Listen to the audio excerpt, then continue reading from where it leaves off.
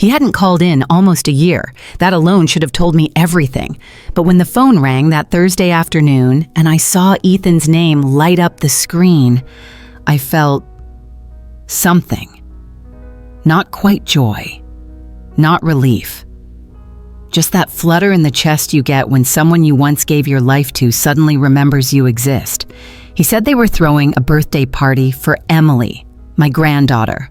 Just a small get-together, he added, like this was a normal thing, like we hadn't spent years in brittle silence. Then he laughed, light and familiar. "You should bring those cinnamon cookies, Mom, the ones with the glaze and the cracked edges." For a second, I didn't feel old. I felt wanted. I told him I'd be there. Of course I did. That night, I packed slow. Not because I was tired, but because every item I folded felt like a prayer. I laid out the soft navy dress I saved for rare occasions. I pressed it myself. I tucked the scarf I'd knitted for Emily into the side pocket of my suitcase, wrapped in tissue. And then I slipped an old photo, me and Ethan, back when he was still missing a front tooth, into the lining of my purse. Not to give, just to carry. You pack differently when you're older. You don't just prepare clothes, you prepare your heart. You wonder if the house will feel emptier when you return. You water the plants gently, like they might miss you. You close the fridge with more care than usual. That night, I didn't sleep. Not out of fear, out of hope. Hope that maybe time really does soften things. That maybe this wasn't a mistake to walk into. That maybe being a mother wasn't always a losing game. The next morning, I was dressed and waiting by the door by 7:50. He said he'd swing by at 8. By 8:10, I was still watching the road. At 8:27, he pulled up. Music too loud, windows down, smile wide like he hadn't missed a beat. I smiled too. That's what mothers do. Looking back now, I didn't realize I was stepping into the beginning of my own revenge story. Not the kind with screaming or slamming doors, the quiet kind. The kind where silence isn't surrender. It's the start of remembering who you are. Ethan pulled up just shy of 8:30, music loud, windows down, the kind of entrance people make when they want to seem casual, like they're doing you a favor by being here at all. He didn't get out, just leaned across the seat, popped the trunk, and said, "Got your ticket already? Go on in, I've got to swing by the caterer. Things are a mess over there." I reached for my suitcase, knees aching just a bit as I stepped onto the curb. No hug, no "I'll see you soon." Just tail lights and the quiet fade of his SUV slipping down the street like it couldn't leave fast enough. Inside, the train station felt stuck in time. Vinyl seats bolted to the floor, vending machines humming with their own kind of indifference. I walked up to the ticket counter, gave my name. The clerk looked confused, tapped a few keys, frowned. "I'm sorry, ma'am. There's no reservation under that name." I blinked. "Could you check again? My son said..." She did. Nothing. I reached into my purse. No paper ticket, no email confirmation. My phone was already at 3%. Still, I sat down and waited. 5 minutes, 10, 30, no call, no Ethan, not even a message. The bench was hard, colder than I remembered. The clock ticked like it had somewhere to be, unlike the person who was supposed to be here. An hour passed. I stepped outside, scanned the parking lot. Empty, no silver SUV, just wind. A stray dog, a man buying a newspaper. I asked a kind-looking woman if I could borrow her phone. She hesitated, but let me. I dialed Ethan. One ring, then voicemail. I didn't leave a message. I couldn't trust my voice not to crack. I sat back down inside, looked around. No one was looking at me. That, somehow, made it worse. Being invisible hits different when it's your own child who made you feel that way. And maybe some of you have been there. Waiting for someone who doesn't show, checking your phone, pretending everything's fine while your heart quietly breaks. If that's ever been you, you're not alone. I checked my purse again. A $10 bill folded between some tissues.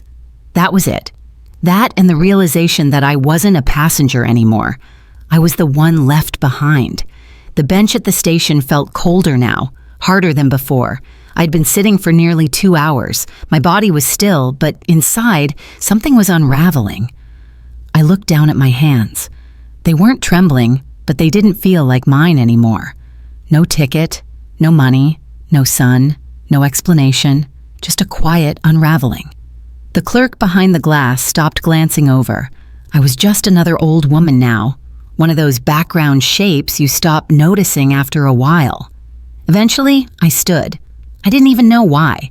Maybe just to feel my feet move. I stepped outside, the sky gray and stretched thin. The wind had picked up, sharp enough to sting a little. That's when I saw her. A woman about my age, standing near the crosswalk, holding 2 cups of coffee in a cardboard tray. She caught my eye, paused, then walked over. "You look like you could use something warm," she said gently, holding one of the cups out. I blinked at her. "My name's Ruthie. I run the bookstore just across the street. It's nothing fancy, mostly paperbacks and chipped mugs, but it's warm and quiet." I didn't say yes. I just nodded. We crossed the street slowly. The wheels of my suitcase caught on every crack in the sidewalk, and she adjusted her pace without a word. No questions, no pressure. Inside, the bookstore smelled like old pages and black tea left too long on the burner. It was quiet, but not hollow, the kind of quiet that wraps around you like a blanket. She pointed to an old armchair near the window and set the cup beside me. I didn't talk. She didn't ask.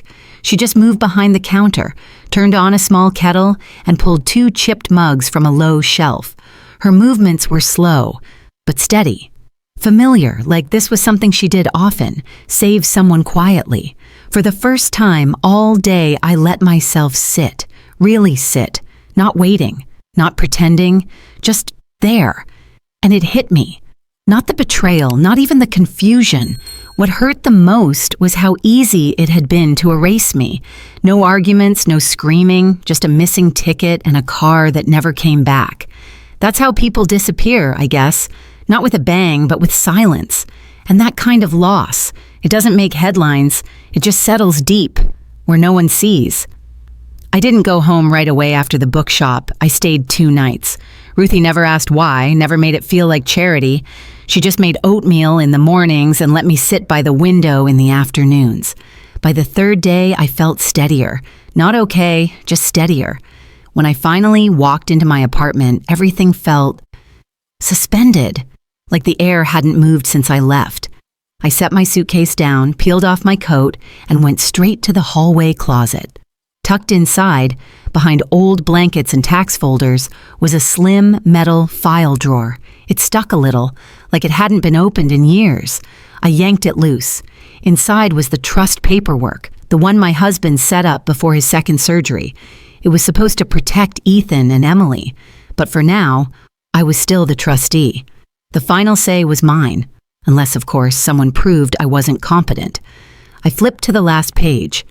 There, tucked in behind a bank letter, was a copy of a request form, Ethan's name at the top. A request to begin withdrawing funds, approved by a signature. My signature, only it wasn't mine. It was close, but the loops were too tight. The tail on the G didn't hook. He must have copied it from one of the birthday cards I used to send Emily. He thought I wouldn't notice. Or maybe he thought I wouldn't check. I sat there, still holding the paper, and suddenly every soft, slow conversation we'd had in the past year snapped into place. The way he double-checked my bills, offered to take over my appointments, the way he'd tilt his head when I told a story, like he was evaluating it. It hadn't been concern, it had been strategy, and that's when I stopped feeling hurt. Not because it stopped mattering, but because I had finally named it for what it was: control. He didn't think I was weak. He needed me to be. That night, I didn't sleep. I made tea.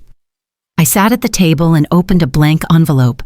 I slid the forged form inside and sealed it shut, not out of rage, out of proof. If you've ever had someone try to write your ending for you, you'll understand this part. That quiet moment where you take the pen back and you don't say a word, you just start writing again. The next morning, I called Kendrick. I hadn't spoken to him since the funeral. He'd been my husband's attorney, and he always sounded like someone who read too many contracts and trusted too few people. When he picked up, I said, "It's Margaret." And that was enough. He gave me a time. No questions. I took the early bus into the city. The streets were still damp from the night's rain, sidewalks shining like someone had shellacked them. Kendrick's office sat tucked between a post office and a library. 2 quiet places, fitting. He opened the door before I knocked, led me in without a word. The leather chair squeaked the same way it did 20 years ago. I handed him the forged form. He didn't pick it up right away, just looked at it, then looked at me. "You remember what your husband wrote into the trust?" I nodded. Every word. He pulled out a red folder, my husband's initials written in thick black ink. Inside was a clause I'd forgotten, or maybe refused to think I'd ever need. Any beneficiary who attempts to manipulate, forge, or pressure the trustee would be permanently disqualified. Kendrick tapped the paragraph. "This gives us authority. I'll make the call." He dialed, spoke in a voice I'd only heard at funerals and settlements. Quiet, measured, absolute. By the time he hung up, the trust was frozen. Ethan would be notified in writing after the investigation. No money, no access. I didn't cheer. I didn't even smile. I just exhaled, like I had been holding something heavy across my chest for far too long. That afternoon, I went home and opened a drawer I hadn't touched in years. Inside was my old checkbook. The pages were yellowing, but the ink still worked. I wrote 3 checks, one to the heating company to prepay winter, one to the literacy center I used to volunteer at, before Ethan told me I was too tired to keep going, and one to my retirement fund, the one I'd let lapse because I didn't need it anymore. Every check felt like a stitch. Not revenge, just repair. That evening, I made lentil soup, not because anyone was coming, just because I wanted to. I ate at the kitchen table with the radio low and the lights soft. No speeches, no declarations. Just a quiet reclaiming of everything he thought I had forgotten, and I didn't need anyone to clap for it, because I finally knew I had never needed his permission to begin with. The letter came on a Wednesday, courier envelope. No return address, just my name printed neatly on the label. I didn't have to open it to know who sent it, but I did anyway. Inside was a statement from Ethan, typed, formal, defensive. He claimed there had been miscommunication, said I was showing signs of memory fatigue, claimed he was acting in my best interest. There was no apology, just a list of reasons he believed he had done nothing wrong. There was also a signed note from a doctor, one I hadn't seen in years. The date had been altered. The language vague, stress, aging, early forgetfulness, no mention of incompetence, just enough ambiguity to make his actions seem justified, on paper anyway. But I'd already seen what paper could do. I didn't cry, didn't tear it up. I just folded it, slid it into the back of my filing cabinet, and closed the drawer. Later that day, I went for groceries. On the way back, my voicemail blinked. 2 messages. One from the clinic, confirming a routine appointment. The second was from Emily. Her voice was soft, hesitant. "Hi, Grandma. I don't know what's going on. Dad won't really talk about it. I wanted to say hi. I miss the cookies. The ones with the glaze, that's all." She didn't leave a callback number, didn't say where she was, but something in her voice felt different, like a door that wasn't quite closed all the way. I sat with that for a while. The next morning, I dressed with care. Pressed slacks, a pale blouse, the pearl necklace my husband gave me on our 30th anniversary. It sat lightly at my collarbone, like it still remembered what it meant. At the bank, I asked for the senior associate. She greeted me by name, reviewed the documents Kendrick had sent. "Everything's in order," she said gently. "You have full control of the trust. All prior access has been revoked. No alerts, no notifications, just closure." I walked out with a folder tucked into my coat, stopped at the bakery and bought a single apple tart, still warm. The woman wrapped it in paper, added a napkin without being asked. At home, I ate it slowly, not because I had nowhere to be, but because I wasn't rushing through life anymore. Later that afternoon, I opened a new bank account. One Ethan didn't know. One Emily had never stepped foot in. It wasn't a secret. It was a boundary, a new beginning. drawn clean. That night, I left the kitchen window open. The breeze moved through the curtains like it was clearing the last of him out of the air. I didn't feel bitter. I didn't feel victorious. I just felt mine again. And maybe some of you reading this know exactly what I mean. Maybe you've had to rebuild something quietly, with no applause, no one watching. Maybe someone tried to rewrite your story before you were ready to end the chapter. If that's ever been you, know this: you were never invisible. And the power you still hold, even in silence, is a story all its own. If this reminded you of something real, even just a little, drop a quiet heart in the comments. I'll see it. And so will others like you.